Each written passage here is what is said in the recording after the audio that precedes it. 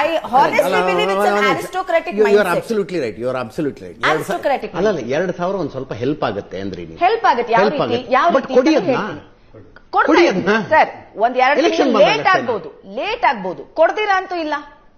Late ಆಗಿ ಬರ್ತಿದೆ but ಒಟ್ಟಿಗೆ ಹೋಗಿದೆ ಲಾಸ್ಟ್ ಟೈಮ್. ಆಯ್ತು ಆಯ್ತು ಭವ್ಯ ಅವರೇ 1.5 ರೂಪಾಯಿ ಪೆಟ್ರೋಲ್ ರೇಟ್ ಜಾಸ್ತಿ, 3 ರೂಪಾಯಿ ಪೆಟ್ರೋಲ್ ರೇಟ್ ಜಾಸ್ತಿ, ಸ್ವಲ್ಪ ಲೇಟ್ ಆಗ್ಬೋದು.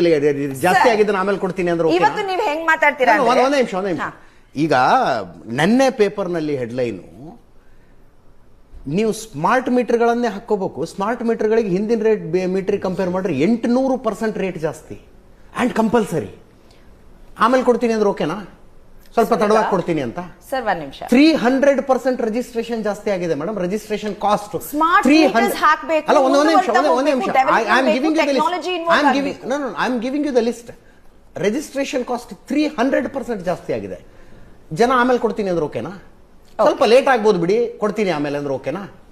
ನನಗೆ ಒಬ್ಬ ರೈತ, ಸಣ್ಣ ರೈತ ತನ್ನ ಜಮೀನಲ್ಲಿ ಒಂದು ಬೋರ್ವೆಲ್ ಹಾಕಿಸ್ಕೊಂಡ್ರೆ ಉಚಿತವಾಗಿ ಟ್ರಾನ್ಸ್ಫಾರ್ಮರ್ ಬರ್ತಿತ್ತು. ಅವ್ರಿಗೆ ಉಚಿತವಾಗಿ ಅಂದ್ರೆ 25-30 ಸಾವಿರ ಖರ್ಚು ಮಾಡಿದ್ರೆ ಅವ್ನಿಗೊಂದು ಟ್ರಾನ್ಸ್ಫಾರ್ಮರ್ ಬರ್ತಿತ್ತು. 2.5 3 ಲಕ್ಷ ಖರ್ಚು ಮಾಡ್ಬೇಕು ಈಗ ಅವನು. ಆಮೇಲೆ ಕೊಡ್ತೀನಿ ಅಂದ್ರೆ ಓಕೆನಾ? ಸ್ವಲ್ಪ ತಡ ಆಗತ್ತೆ ಬಿಡ್ರಿ, ಕೊಡ್ತೀನಿ ಅಂದ್ರೆ ಓಕೆನಾ? ಸರ್ ನೀವು ಯಾವ್ದು ಕಂಪೇರ್ ಮಾಡ್ತಿದ್ದೀರಿ? Only to attack guarantees. ಈಗ ನಾನು